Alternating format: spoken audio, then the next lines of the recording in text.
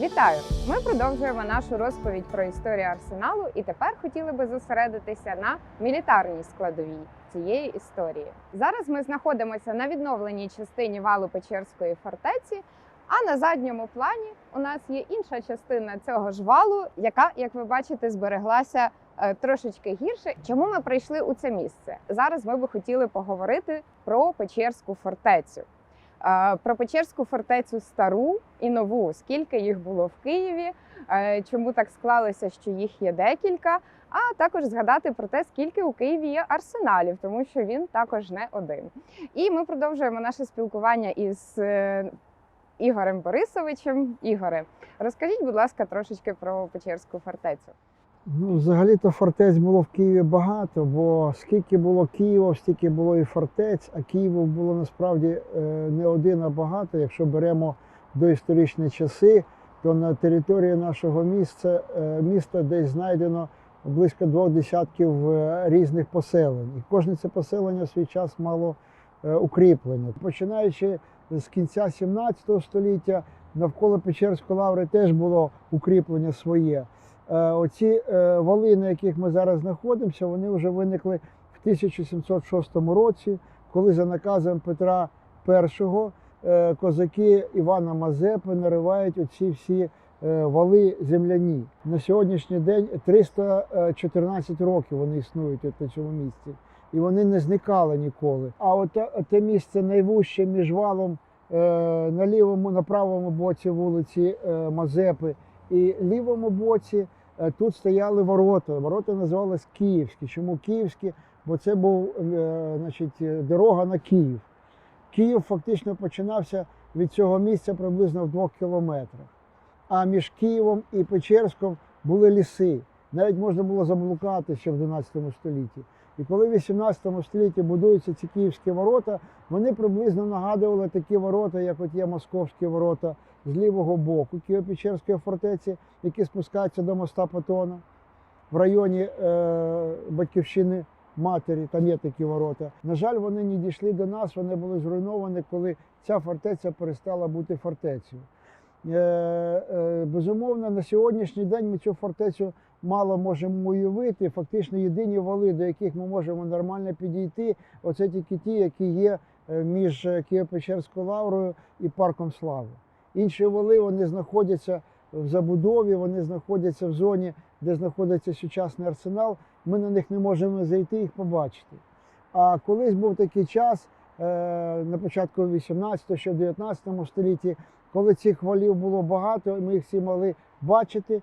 І було 9 бастіонів. Вони мали таку дуже неправильну зрізану форму такого кола багатовекторного, багатокутового. Вони мали 3 воріт. Оце тут були, на півночі Київські ворота, на заході були ворота Васильківські, вони збереглися. І на півдні були ворота Московські. 3 воріт. Лавра – це була частина цієї фортеці. Вона фактично теж мала свої укріплення. Частково це були укріплення ще Івана Мазепи, бо Іван Мазепа в 1698 році збудував кам'яні великі 4-метрові мури кам'яні, які мали приблизно метр товщини, тобто кілометр довжини ці ворота мали. І це була теж частина старої Печерської фортеці. Такою вона проіснувала з 1706 року по 1830 рік. Від часів царя Петра І до часів фактично Миколи І. Ми можемо сказати, що 120 років проіснувала ця стара Печерська фортеця незмінною. Потім збудований був арсенал. Це з 1784 по 1803. Арсенал – це фактично була головна споруда старої Печерської фортеці. Вони будувалися навпроти входу в Києво-Печерську лавру, а центральний вхід – це Троїцька надбрамна церква. І в часи Миколи І виникла потреба будування нової фортеці. У нас часто пояснюється тим, що нібито Микола І сподівався, що буде якийсь напад. Насправді нападу, жодних військових дій ні стара Печерська фортеця, ні нова на собі не використовувала, значить, не було таких нападів. Тобто вона в війнах не брала участі. Чому? Бо реально фортеця будувалася не стільки для захисту, стільки для опанування місцевістю. Російські царі, не сподіваючись на те, що ця місцевість буде їх підтримувати, робила фортеці місцями збору пунктів, де стояли російські війська. І таким пунктом була і стара Печерська фортеця. Вона, крім значить, земляних полів, ще дуже мало багато споруд і брам. Тут ще збереглося кілька порохових льохів. Один пороховий льох стояв від нас на праву сторону, там, де Спасена Берестові церква. Другий великий льох знаходився біля московських воріт.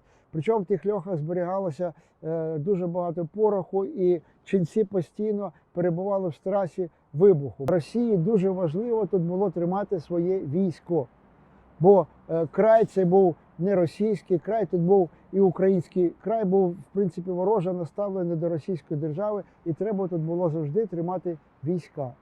І Микола І вирішив збільшити кількість гарнізону. Для того, щоб збільшити кількість гарнізону, чому він це захотів? Бо відбулося польське повстання 1830 року. Ігоре, ви згадали частину валу, яка знаходиться на території мистецького арсеналу, і це та ділянка, яка зазвичай недоступна для наших відвідувачів. Тож зараз я би хотіла вас запросити прогулятися по території арсеналу і подивитися, які там споруди є, і поговорити детальніше про фортецю біля однієї дуже цікавої пам'ятки.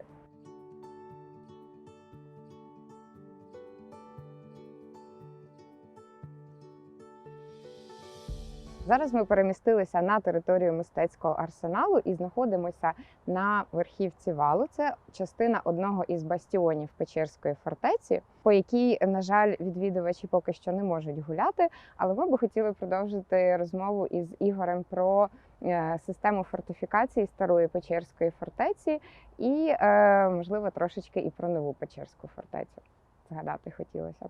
Сюди потрапити було ніколи неможливо. Я, як києвознавець, в радянський час сюди попасти не міг. Бо тут територія вже була військового заводу, і тут гуляти, ходити було просто заборонено. В свій час, але ця територія дуже цікава, несподівана. От за нами два будинки, цей будинок 30-х років, а цей будинок 60-х років, а за нами от на нашому тлі будинки вже збудовані в 70-ті, 80-ті роки. Колись це було неможливо, це була територія так звана крона гласісу. Це територія заборонена для забудови, бо тут стояли гармати і мало бути десь близько 200-300 метрів території, яка вільно обстрілювалася цими гарматами. Значить, будувати тут було заборонено, це б називалося еспланада, еспланадна територія. От фактично це була вся еспланадна територія, жодних будинків тут в свій час не було аж до кінця 19 століття, бо ця фортеця вважалася ще фортецею до 1897 року. До 1897 року жодний будинок на відстані приблизно 300 метрів не будувався. І не було, безумовно, тут цього заростів. Бачите, ми зараз бачимо дерева, тут кущі. Тут все було чистенько, все було вигладжено, бо це були збройні військові вали. Говорячи про, скажімо, арсенал, от ми арсенал бачимо всередині. Тобто, власне, арсенал – це була центральна точка старої Печерської фортеці. Оці всі вали, бастіони, їх було 9 штук, і вони напівколом оточували арсенал. Арсенал стояв всередині. Арсенал виконував функцію артилерійського складу і артилерійського заводу, який ремонтував реманент для війни. Тут зберігалася зброя ручна, рушниці, порох. Ну, порох мав окремі зберігання, тут були окремі порохові люхи. І, значить, арсенал спеціально знаходився посередині фортець, тобто це фактично була центральна споруда цитаделі. Цитадель – це була фортеця фортеці. Коли почали будувати фортецю часів Миколи І, то колишня фортеця Петра І опинилася всередині нової фортеці. В результаті опинилося так, що вийшла стара фортеця всередині, а нова фортеця вона оточила більшу частину території Києва. І таким чином виник так званий Печерський форштадт, тобто назва німецька, власне, бо і це будівництво було за німецьким планом фортечної архітектури будований. І будував його, фактично, німецькі інженери його будували, як будували нову фортецю. І ця нова фортеця, стара фортеця, вона складалася з бастіонів, а оця територія біля сучасної Староноводницької вулиці, Дружби народів, це була територія, яка захищалася, там не можна було збудувати бастіони, але треба було будувати такі споруди, які могли прострілювати ці яри. І ці спеціальні укріплення називалися люнетами. Було 3 люнета, які захищали цю територію перед Печерською фортецею старою з боку, з півдня цієї фортеці.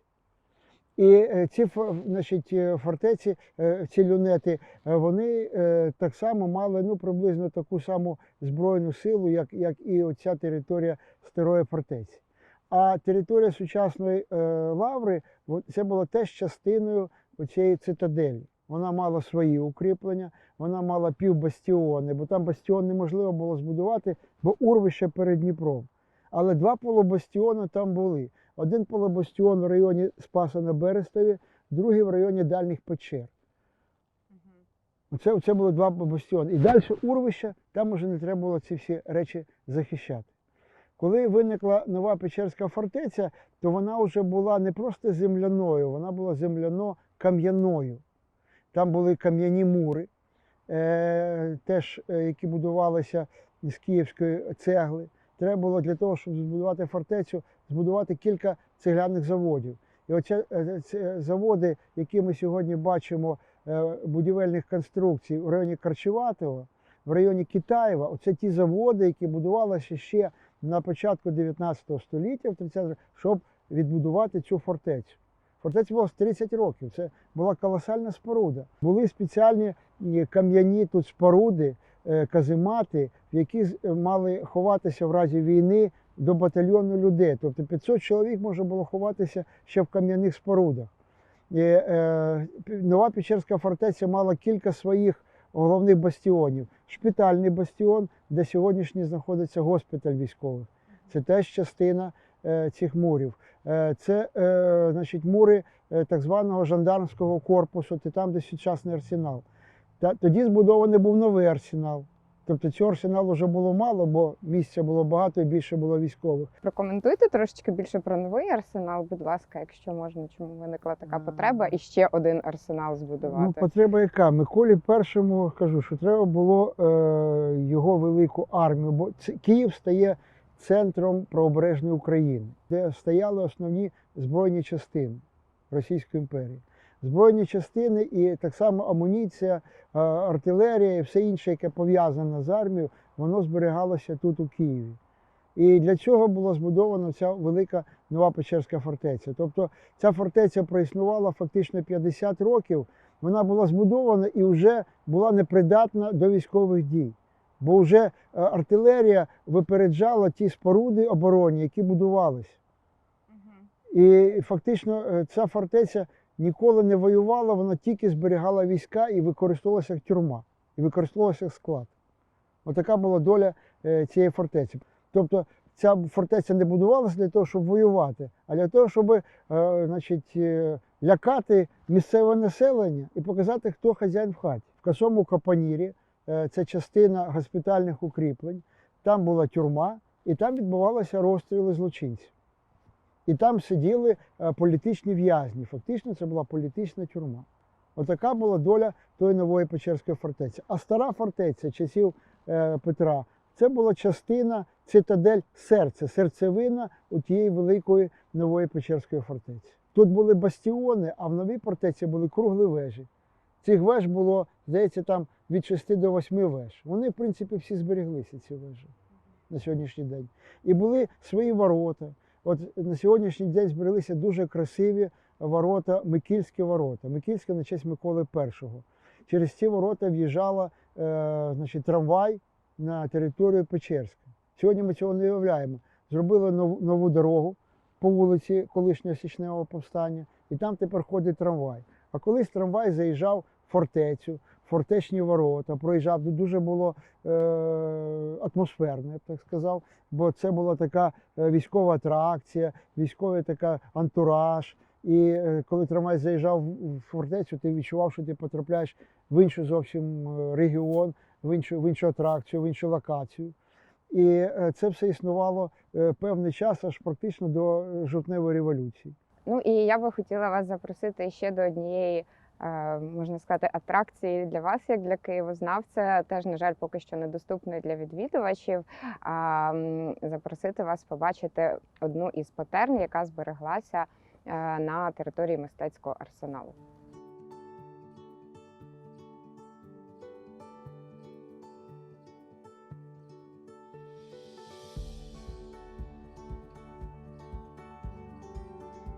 А зараз ми прийшли до іще однієї пам'ятки на нашій території. Я хочу нагадати, що якби ми уявили себе тими людьми, які перебували в межах цієї фортеці у 18 столітті, наприклад, то ми знаходимося всередині фортеці. А фортеця мала систему таких спеціальних конструкцій, які називалися патернами.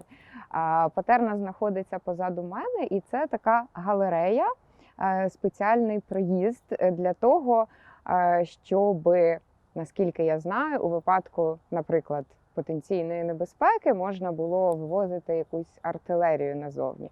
Але я можу помилятися. Ігоре, можливо, ви трошки прокоментуєте? Ну, не тільки, бо, власне, для чого воно використовувалося, треба було швиденько потрапити на зворотній бік валів. Бо там же ж були ще наступні укріплення. Для того, щоб потрапити, то виривалися такі, ну, до певної міри, можна сказати, підземні ходи, або такі підземні сполучення. Оці підземні сполучення називалися патерни. Тобто їх таких було патерн досить багато. На сьогоднішній день, до речі, ця патерна найменше відома, можливо. Більш відома та патерна в районі Московських воріт. Якщо йти до музею Другої світової війни, то там знизу, за Московськими ворота, є теж патерна.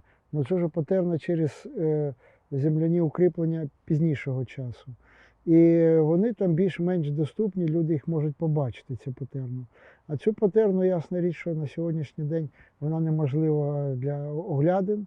Оскільки ми говоримо про військову історію арсеналу, в нашій колекції є також деякі цікаві знахідки і предмети, які стосуються саме військової історії. Їх не так багато, як кераміки, але я би хотіла запропонувати вам трошечки подивитися і поспілкуватися про них в історичних підвалах арсеналу. Ходімо.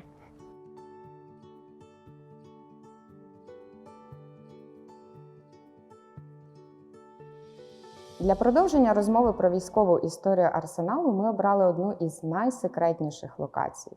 Зараз ми перебуваємо в історичних підвалах. Зазвичай ми мусимо бути тут у казках, оскільки споруда старого арсеналу є об'єктом незавершеного будівництва. Але для діалогу із нашим експертом ми знайшли безпечне місце, де можемо зняти казки, оскільки саме тут більшу частину робіт уже завершено. І нарешті ми опинилися в історичних підвалах будівлі арсеналу.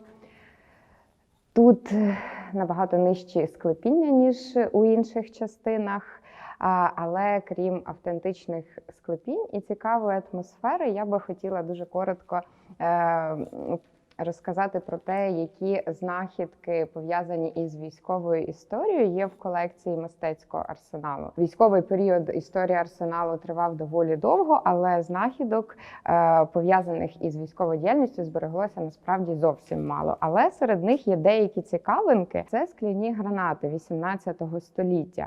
Вони трошечки можуть нагадувати коктейль Молотова за своєю системою. І це просто така порожниста скляна куля із отвором. Всередину наливалася якась горюча суміш, був фітіль, вона підпалювалася і можна було робити ось так. І наскільки нам відомо за джерелами, було кілька спроб виготовляти такі скляні ручні гранати, але врешті-решт виявилося, що вони не виправдовують себе, тому що вони дуже часто билися. І їх одразу, як тільки придумали, так само швидко і перестали виготовляти. Тим не менш, в одному із приміщень арсеналу ми знайшли таку невеличку партію цих скляних гранат. І під час археологічних розкопок ми також знайшли трошечки предметів кінця 19 століття, початку 20-го аж до Першої світової війни. У нас є кілька цікавих ось таких багнетів, наприклад. Також до цього періоду відносяться дуже незвичайні штуки, які називаються кніпель. Це спеціальна зброя, яка виготовлялася для ведення морських боїв. Такими кніпелями, такі кніпеля використовували для того, щоб уражати кораблі і стріляти по щоглах. І, зрештою, звичайно ж, Друга світова війна не могла оминути територію арсеналу. Знахідки часів Другої світової війни, вони в такому не дуже гарному стані, і вони насправді доволі тривіальні. І, між іншим, такі предмети часом ми досі продовжуємо знаходити на території, якщо проводимо якісь земляні роботи, і нам навіть доводиться викликати саперів для того, щоб працювати із цим. Ігоре, підсумовуючи, я би хотіла ще раз запитати вас, як ви думаєте, чому все ж таки арсенал і Стара Печерська фортеця так ніколи і не виконали цієї своєї першопочаткової функції, і, по суті, чому арсенал так і залишився просто сховищем боєприпасів? Насправді київські фортеці пізнього часу так сталося, що вони фактично участі у військових діях не брали. І отут цікаве ваше питання, чому так сталося, що ці фортеці постали, для чого вони робилися. Власне, вони робилися як місце, де мало стояти російська залога. От, власне, для цього вона першим ділом і будувалася. І коли ця залога прийшла на Печерськ, спочатку вона прийшла в Старе місто і фактично оточила старі мури оцих монастирів, бо Київ був монастирським містом, якщо брати 17 століття, Верхній Київ, Софійський монастир, Михайлівський монастир і Київський митрополіт. І от Київський митрополіт опинився в оточенні, значить, російської зоології, в оточенні російських укріплень. Він був дуже з цього незадоволений, писав скарги московському царю, але вже хто до цих скарг дослуховувався. Коли в 18 столітті виникли укріплення в Лаврі, практично та ситуація повторилася, бо, власне, Лавра, хотіла вона, не хотіла, вона опинилася в межах, знову ж таки, монастирських мурів. Тобто таке враження, що московська залога, вона охороняла українські святині. Невідомо, правда, від кого вона охороняла. І ченці часто писали, і так вийшло, що от якщо ми подивимося за планом, то ці порохові льохи, вони якраз розташовувалися вздовж мурів саме монастирських. От монастирські мури закінчувалися, і в районі сучасної церкви Спаса на Берестові зберігся такий пороховий льох, ми його мало знаємо, але він є. До нього екскурсантів теж не водять, бо він теж було частиною якихось там закладів, заводів, військових, невійськових. Люди туди з екскурсійними цілями не ходили. І от це фактично, можна сказати, 100 метрів від мурів, які збудував Мазепа. Тобто будь-який вибух цього льоху означав практично знищення або принаймні всього монастиря, або якоїсь частини споруд.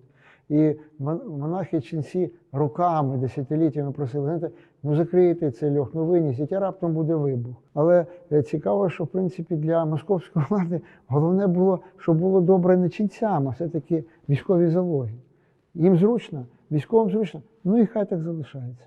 Ну, станеться вибух, ну відновимо зрештою монастир. Ну було таке, що в 1718 році страшна пожежа була, теж невідомо, хто підпалив тоді монастир. Монастир згорів.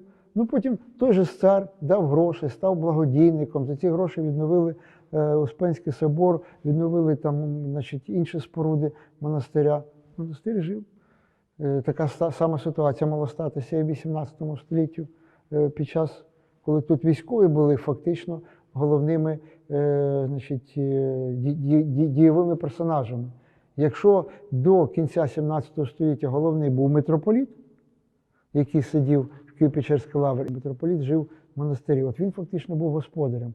А потім, як прийшли військові, то тут головним уже був губернатор, будинок губернатора недалечко від нас знаходиться, від цієї споруди, і, безумовно, військовий комендант фортеці. От вони головні. Вони вирішують, хто тут, хто чим керує. І, власне, фактично від них стала залежна та Києво-Печерська лавра. Але, з другого боку, інший такий цікавий момент, поки існує війська, військова справа вона є рушієм до певної міри прогресу. От чи міг би уявити Київ, що отака колосальна споруда виникла б, скажімо, в ранні часи? Ні, фактично, коли збудували Арсенал, це була найбільша за площею споруда Києва. Причому не просто найбільша, а і близько такої іншої не було. Нещасна Києво-Печерська лавра мала кілька кам'яних споруд, в основному церкви, кілька було кам'яних споруд призначення такого світського, але для монастиря. А, скажімо, Києво-Печерська лавра, тобто значить, Київський поділ, мав лише 3 кам'яні будівлі на весь поділ. Це була вся така, можна сказати, машинерія тогочасні споруди. І раптом з'являється така колосальна, велична споруда. Наступна велика споруда – це був Київський університет, яка була збудована в кінці 18 століття. Може, це зараз вже недоречно, але оскільки ви згадали аналогії інші, от земляні фортеці, от такі, які мені вони насправді у мене асоціація із зірочкою виникає, але це ж теж доволі класичний тип тогочасної. Ну, це система так звана голландська німецька.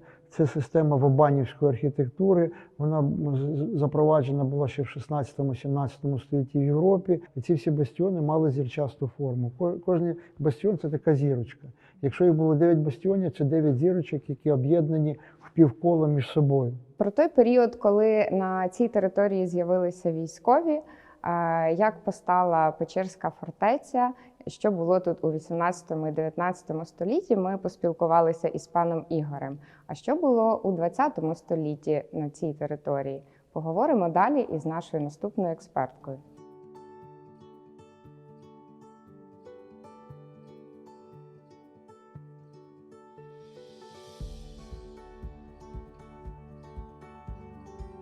Зараз ми знаходимося за лаштунками лаштунків мистецького арсеналу. І мене, як колишню учасницю археологічних досліджень 2005-2009 років, у цій місцевості вкотре охоплюють ностальгійні спогади, оскільки археологи досліджували не лише внутрішнє подвір'я, а ми проводили нагляд по всій території теперішнього мистецького арсеналу. І, звичайно ж, це був той час, коли тут було дуже цікаво гуляти і дуже цікаво заглядати.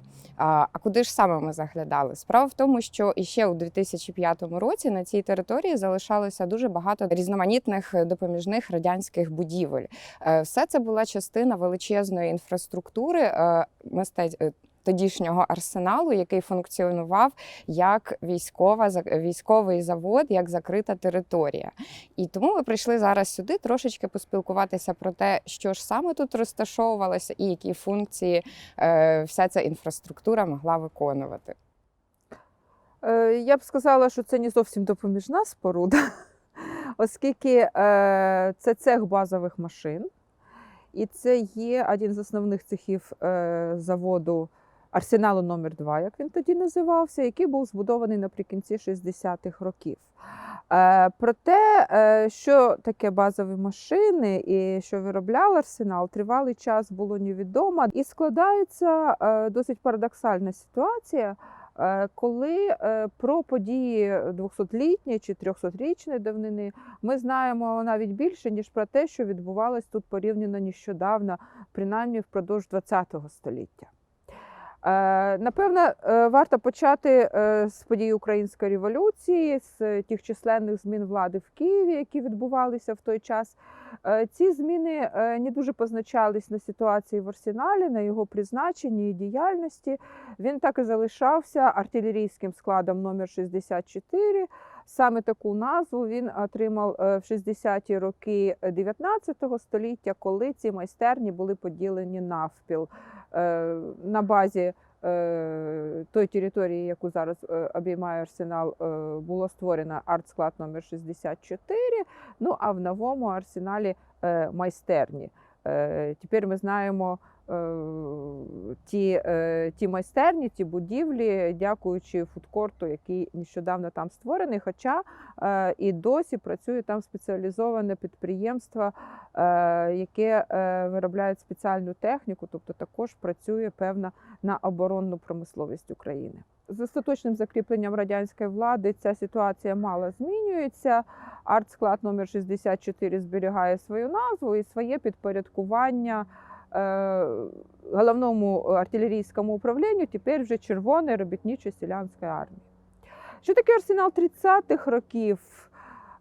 Сьогодні ми вже багато знаємо про історичну дійсність тих часів, про індустріалізацію, яка здійснювалась шаленими темпами і з незнаної досі жорстокості. Ми багато знаємо про Голодомор, про ті утиски, які чинились не лише на селян, а і на робітників. І, в принципі, ті, хто працював тут в той час, це були люди, які приносили в жертву свій добробут і часом своє життя задля перемоги пролетарської революції, якою марила тодішня країна Рад. Навіть на старої аерофотосйомки можна побачити, що по території арсеналу розкидані залізничні вагони, які водночас слугували цехами, саме тут ремонтували зброю, і водночас вони були гуртожитками для робітників. І ці так звані відомі радянські теплушки, вони практично до кінця 30-х років виконували тут роль цехів артилерійського ремонтного підприємства. В той же час на тодішньому саперному полі, а це тепер вулиця Михайла Бойчука і район забудови, який має назву Новопечерські Ліпки, існували складські приміщення, де продукція цих ремонтних майстерень зберігалась. В 30-ті роки в Червоній армії існував для таких тилових частин певний ранжир, і артскладу номер 64, тобто арсеналу, було надано найвищий перший статус, перший ранг, згідно яким на випадок війни, на випадок мобілізації таке підприємство могло відправити для застосування під час військових дій понад 5 тисяч вагонів озброєння. Озброєння було традиційним, хоча переважали тут гвинтівки, переважали тут ще і кавалерійське озброєння.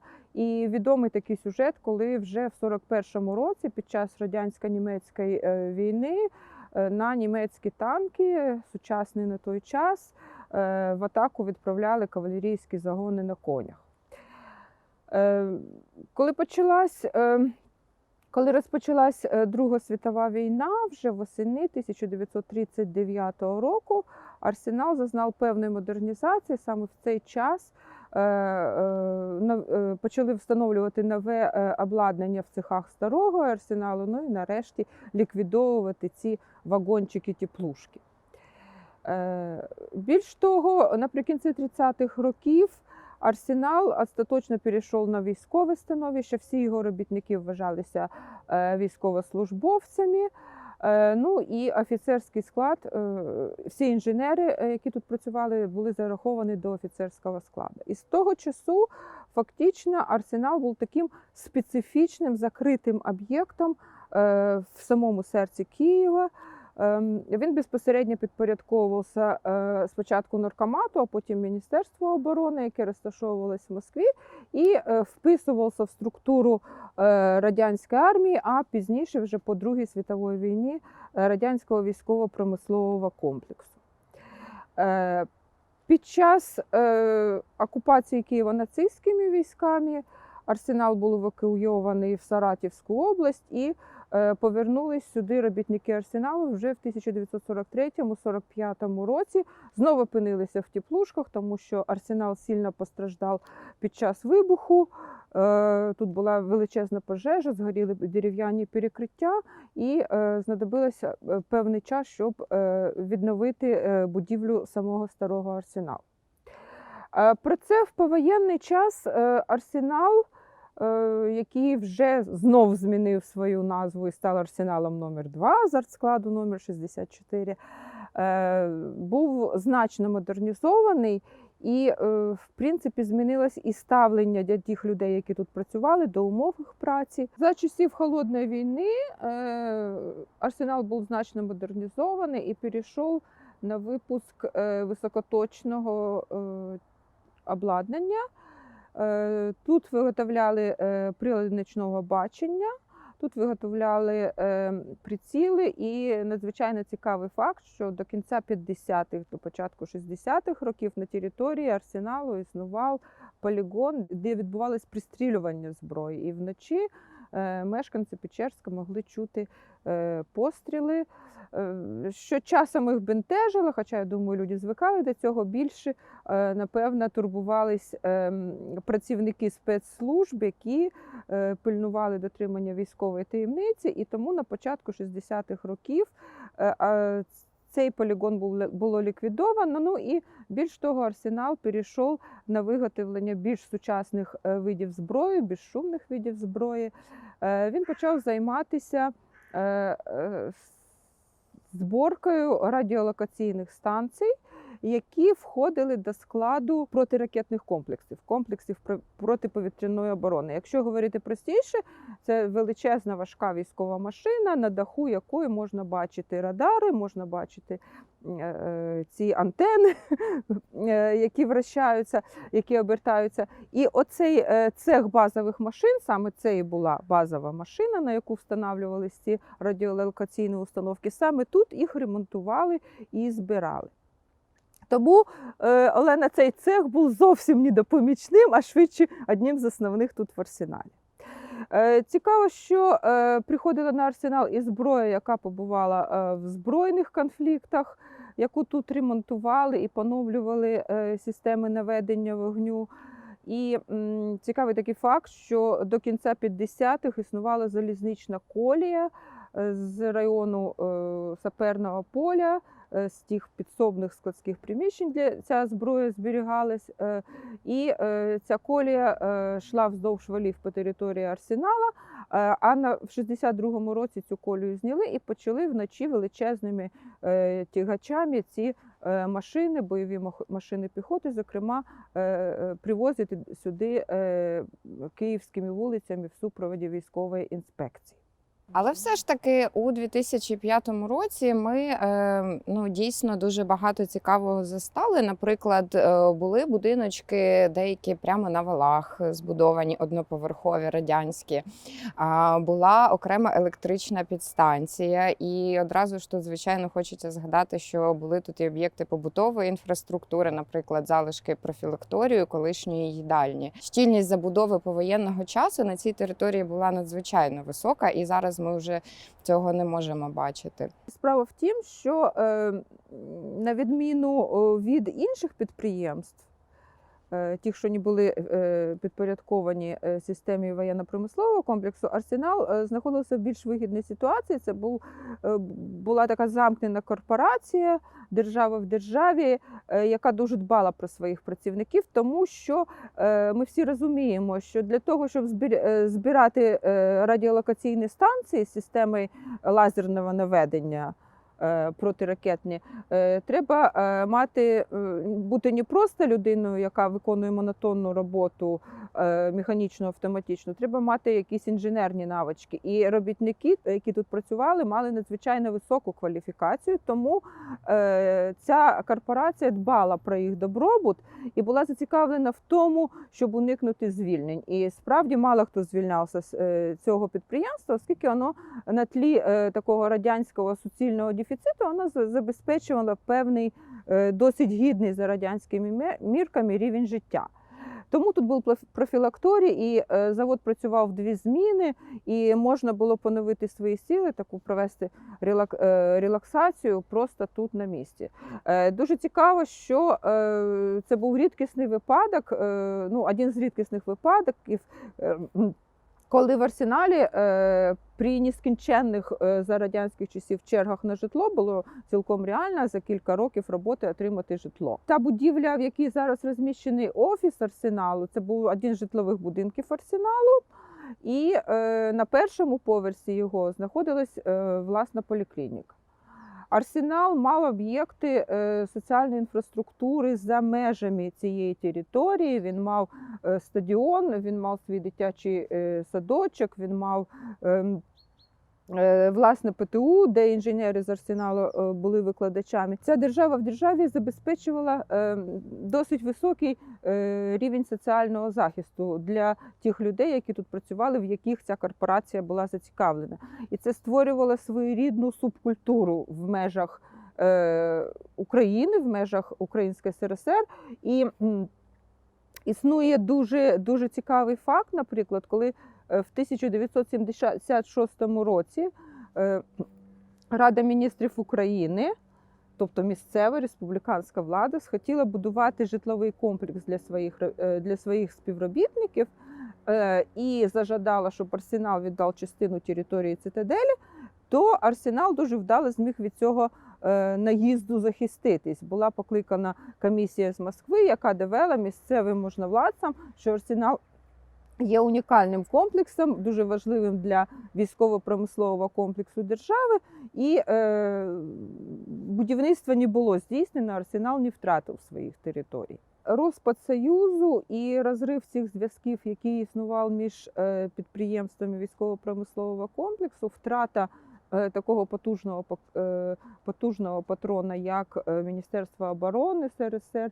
призвело до кризи військових підприємств, Арсенала зокрема. Йшлося на початку 90-х про ліквідацію підприємства. Проте, враховуючи величезний науково-технічний потенціал розробок, які здійснювалися на Арсеналі, Україна, яка здобула на той час незалежність, вирішила залишити це підприємство в системі свого Міністерства оборони. І тоді Арсенал черговий раз переіменували з Арсеналу номер 2 в військову частину 2161, згідно номенклатури Міноборони України. І з часом Україна, прийнявши певні стратегічні кроки стосовно своєї оборонної доктрини, вирішила це підприємство, цю військову частину реорганізувати. І результатом цієї реорганізації стало переведення підприємства за межі Києва, і відповідно звільнення, демілітаризація території, величезної території в 10 гектарів, яка зараз належить мистецькому Арсеналу, і відповідно ревіталізація цієї території, тобто надання їй іншого життя і наповнення іншими сенсами її діяльності. Повертаючись іще раз до вашої тези про соціальне забезпечення працівників Арсеналу, у мене є ще один романтичний спогад. У історичних підвалах теж в 2005 році археологи натрапили також на таку цікаву знахідку. Там був великий склад пенопластових скульптур. Це були якісь музи, пенопласт був пофарбований золотою фарбою. Ми не знаємо, що це таке, але підозрюємо, що, можливо, це були якісь реквізити для, можливо, театральних вистав, чи для якоїсь самодіяльності, чи чогось подібного. Тобто це для мене ще одна така ілюстрація до тези про Арсенал як державу в державі. Хочу продовжити і розвити цю думку про те, що тут в Арсеналі був власний клуб і навіть власний музей. І ми маємо згадати цей музей з вдячністю, тому що, повертаючись до тези про те, що ми мало знаємо ще радянську історію Арсенала і варто подальше вивчати, я хочу сказати, що саме дякуючи матеріалам цього музею, які потрапили в наше розпорядження, ми дещо дізнались про діяльність цього підприємства.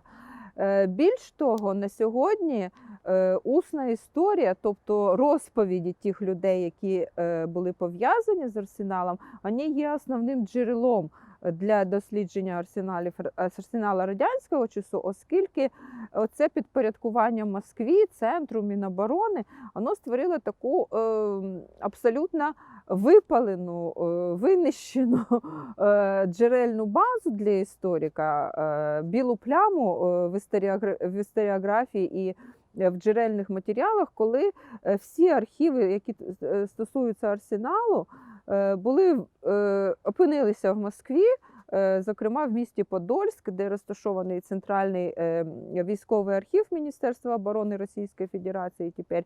І досі ці документи мають позначку, мають гриф «секретно».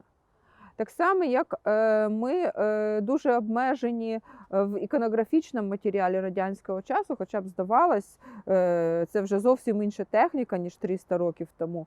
Проте навіть ті фотографії, які тут були зроблені тими людьми, яким дозволялось це робити, вони в першу чергу не стосуються фактично виробничих приміщень Арсенала, а швидше якихось урядових офіційних заходів, коли приймали делегації, приїздили генерали і таке інше.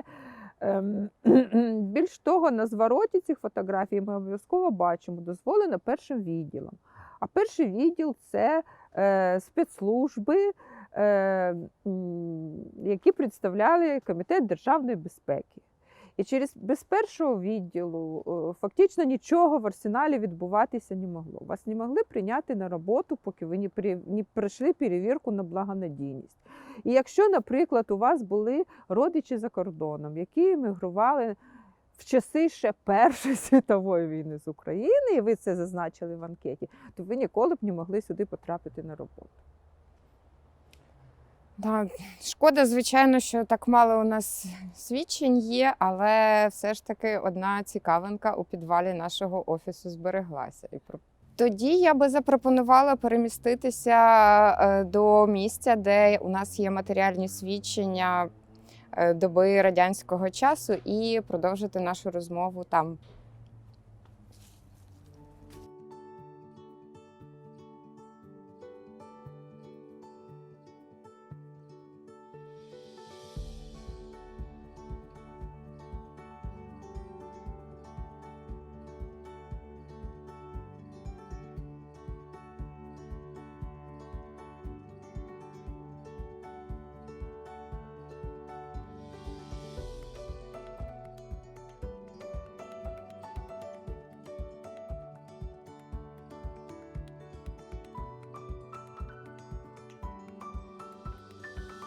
Дослідження радянської історії мистецького арсеналу – це дійсно така складна тема, оскільки у нас збереглося дуже мало джерел. Тому, звичайно, в цій ситуації для нас неймовірно важливі усі джерела, включно із залишками матеріальної культури того часу. Тому зараз ми прийшли із нашою експерткою Оксаною у підвальне приміщення. Ми знаходимося у підвалі офісу мистецького арсеналу, де збереглася ціла сауна. Ми знаємо, що про неї частково ходили легенди в радянський час, але хто мав право доступу до неї, хто тут бував, нам зараз складно говорити. В будь-якому випадку ми дуже раді були знайти цієї сауни, залишки цілого басейну, який був у нас в офісі. І це таке теж невеличке для нас відкриття. Тому я би хотіла Оксану запросити до іще однієї частини цього цікавого приміщення. Там за цими дверима у нас є парилка.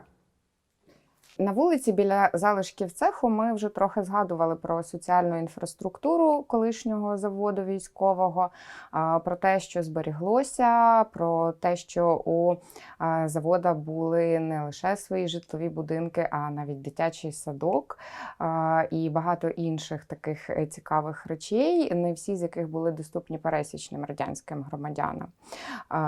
І Власне, з одного боку, режимні військові об'єкти, як такі держава в державі, це ніби така буденність, про яку ми в дитинстві чули і знали, але, чесно кажучи, ніколи особливо не замислювались. Оксана, я би хотіла запитати, чи можуть бути такі режимні об'єкти взагалі цікавими дослідникам, антропологам, історикам, і що би ми могли більше про цю тему спробувати досліджувати далі? Ну, мені здається, що, звичайно, ці об'єкти є дуже цікавими і вони є зі зрозумілих причин досить мало дослідженими. І тут найперше треба говорити, що ми всі знаємо, що Радянський Союз, він був такою державою, яка сповідувала мілітаризм. І, власне, коли ми говоримо про режимні об'єкти, тут ми маємо розуміти, що ця держава, вона разом з нарощенням цієї військової потужності зрозуміла, що вона володіла великою кількістю різних військових об'єктів на території Радянського Союзу в різних місцях. І досить звичною була практика, коли разом поряд з цим режимним об'єктом, з військовою частиною, з'являлася відповідна інфраструктура, яка була покликана забезпечити життєдіяльність військовослужбовця і його родини. Військова субкультура, вона є однією з таких найбільш закритих і найбільш мускулінних. Ми включаємо це поняття, тобто поширюємо цей спосіб життя і також на членів родин військовослужбовців, на цивільних працівників арсеналу. І тут треба сказати, що особливість такого радянського часу, мабуть, це особливий статус до цього прошарку суспільства, особливий його статус і особливе ставлення до нього у суспільстві. В чому, власне, воно проявлялося? Ну, треба сказати, що взагалі військовослужбовці, вони отримують і мають таку в будь-якому суспільстві якусь особливу позицію. Але в Радянському Союзі це було особливо виражено. Статус військовослужбовця, його важливість для цього суспільства, вона була пов'язана також, тягла за собою там іншу ситуацію, коли держава щодо військовослужбовців теж мала особливе ставлення.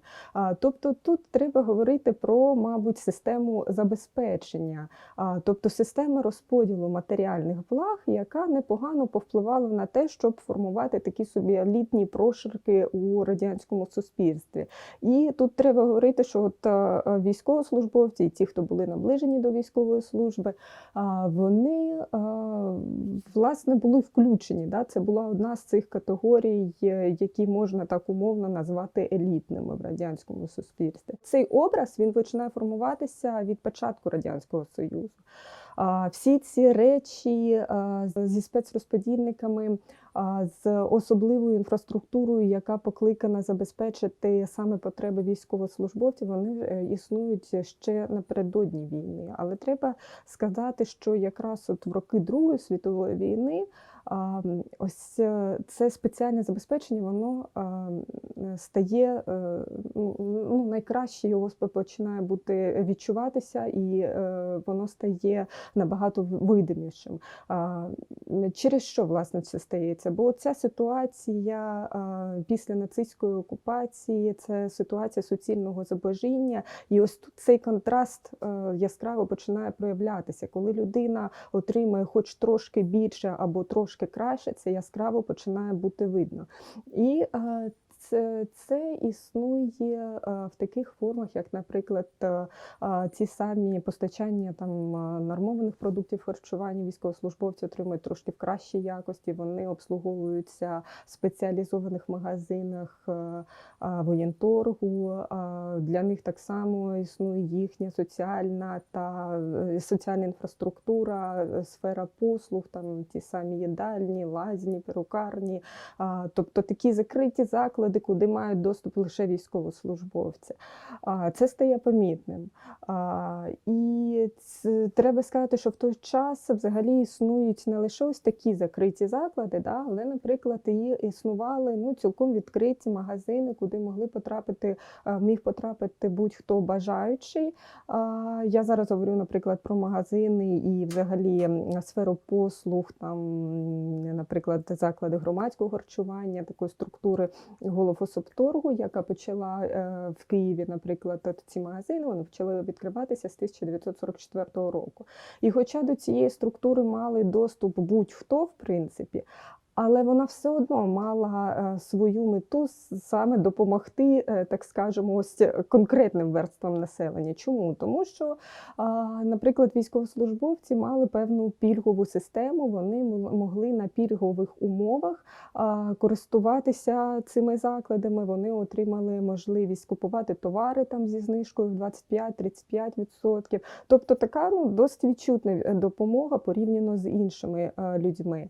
Між іншим, тепер у приміщенні, де знаходиться мала галерея мистецького арсеналу, це цей же будинок, де ми у підвалі знаходимося зараз, але на першому поверсі в радянський час від заводу працював галантерейний магазин.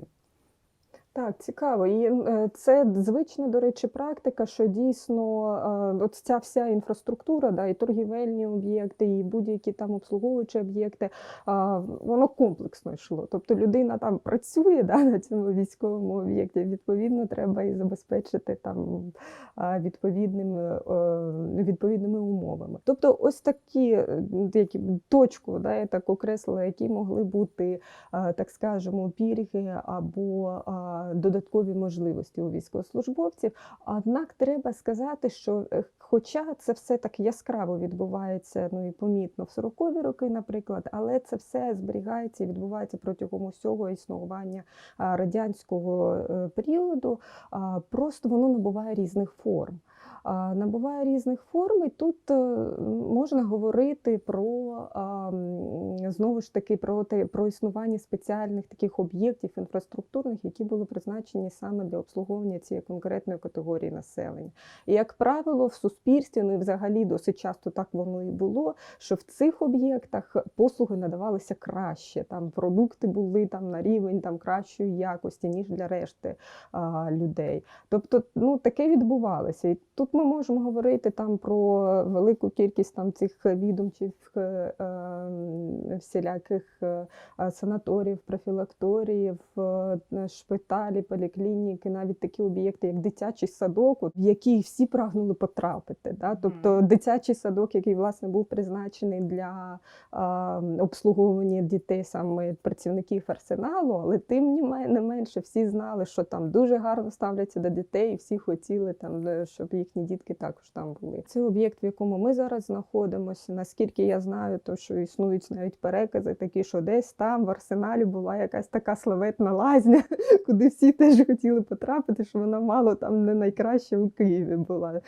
Що бувають, існують і такі перекази, такі чутки. Тобто до чого взагалі я хилю? Да?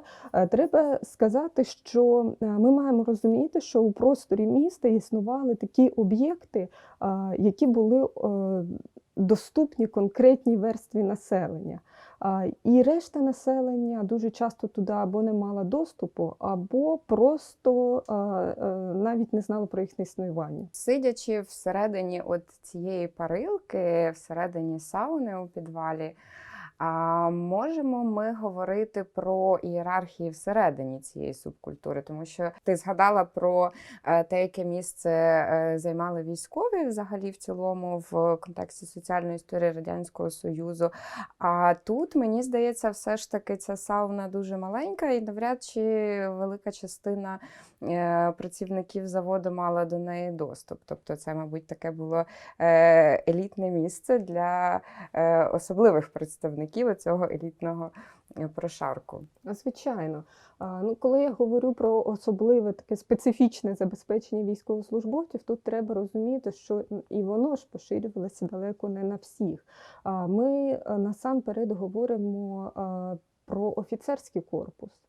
І рівень цього забезпечення не був для всіх однаковий. Мені якось в цьому приміщенні хочеться фантазувати про те, що, можливо, тут і якісь рішення важливі були прийняті, згадуючи, знову ж таки, чим була сауна в радянський час, і наскільки це було якесь, такі маленькі локальні сауни, не публічні, міські, вони ж теж були особливими, тому я думаю, що тут багато історій могло відбутися, про які, можливо, ми колись довідаємося, а можливо і ні.